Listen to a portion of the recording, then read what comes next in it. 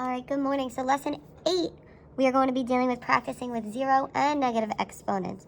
So we need to simplify the following expressions and express our answers with only positive or zero exponents. And we know that zero exponents could simplify to be 1. So before we get started, we know if we have a negative exponent, we make it a positive by turning it into a fraction. And we know if we have a zero exponent, anything to the 0 power is 1. So let's look at the first question. So what I would like to do here for the first question is, first we have 5 to the 3rd times 5 to the negative 5th. If we look here, we're bringing in our rules from previous lessons. So we are multiplying these exponents. So if we're multiplying the exponents, what do we need to do? Well, remember, if we're multiplying, we need to add our powers. So this becomes 5 to the 3 plus a negative 5. So this becomes 5 to the 3 plus a negative 5 gives me a negative 2. So first, since we multiply, we have to add our powers. But now if you look at our answer there, it's a negative exponent. So we can't keep our answer as a negative exponent. So in order to make that a positive, remember we need a fraction. And we put 1 in our numerator or at the top. And we move the 5 to the 2nd in the denominator. Instead of a negative 2, that becomes a positive 2. And that would be our final answer. Let's try question number 2. So for question number 2, once again, we're multiplying. I have 3 to the negative 8th times 3 to the negative 2nd. And remember, when we multiply, we keep that base and we add our powers. So I have negative 8 plus 2. So this then becomes 3 to the negative 8 plus 2 gives me a negative 6. Then you're going to notice here, we still have that negative exponent, so I need to make it a positive. And we make negative exponents into a positive by creating a fraction. Put 1 in our numerator, and then we just bring down the power, but make it a positive in our denominator. So 1 over 3 to the 6. Let's look at number 3. Number 3, we have w to the negative 1st divided by w to the negative 4th. When I divide, what do I do with my powers?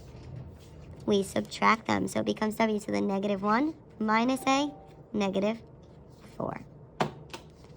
So then here, this becomes w to the negative 1 minus a negative 4. That really turns into a plus.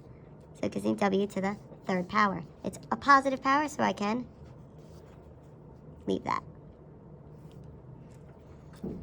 Looking at question number 4, here I have a power that's raised to a power. So I have 5 to the negative 2nd to the 4th. Remember, when we have a power that's raised to a power, we need to multiply our exponents. So I have 5 to the negative 2 times 4. When I multiply, this becomes 5 to the negative 2 times 4 is negative 8. I have a negative exponent. In order to make that negative exponent into a positive, we need to create a fraction. Put 1 in my numerator and then bring down the power, but make it a positive in the denominator. So this becomes 1 over 5 to the 8th. In example 5, I have b to the negative 1st raised to the 3rd. I have a power raised to a power. So if I have a power raised to a power, our rule is to multiply. So it becomes b to the negative 1 times 3, or b to the negative 3rd power. Remember, we can't keep that negative exponent. So I need to make it into a fraction, a 1 in my numerator, and then just bring the exponent into the denominator and make it positive. So it becomes 1 over b to the 3rd. If you look at question number 6, we have 10 to the 2nd times 10 to the negative 2nd. Remember, the rule is when we multiply, we need to add our powers. So it becomes 10 to the 2 plus a negative 2. That becomes 10 to the 2 plus negative 2 is 0. What do we know when we have a 0 power? Anything to the 0 power is equal to 1. So 10 to the 0 is 1. So now I'd like you to try these examples on your own and then come back to check your answers. Do not forget that if you have a negative exponent, you cannot leave it. You need it to become a positive, so you need to make it into a fraction. If you have a 0 exponent, you need to make sure that that 0 exponent is translated into anything to the 0 power is 1. Also, if you look at question number 10, you see a y here with no power. Remember, y with no power really has an invisible power of 1. So take a second, complete these examples, come back and check your answers. So if you take a look, question 7, we're multiplying. So I'm multiplying, so I need to add my powers. I add and I get a negative. So we need to rewrite this as a fraction. So 1 over 5 to the first, or you could just write 1 over 5.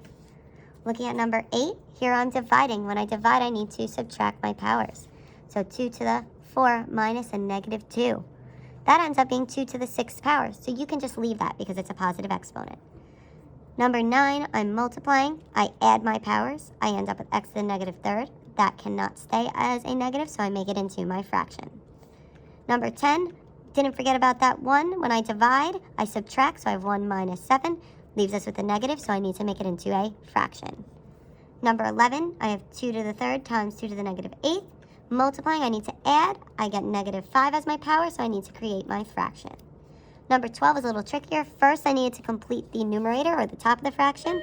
I'm multiplying, so I add 5 plus 2. That gives me w to the 7th. Then I need to divide by w to the 10th.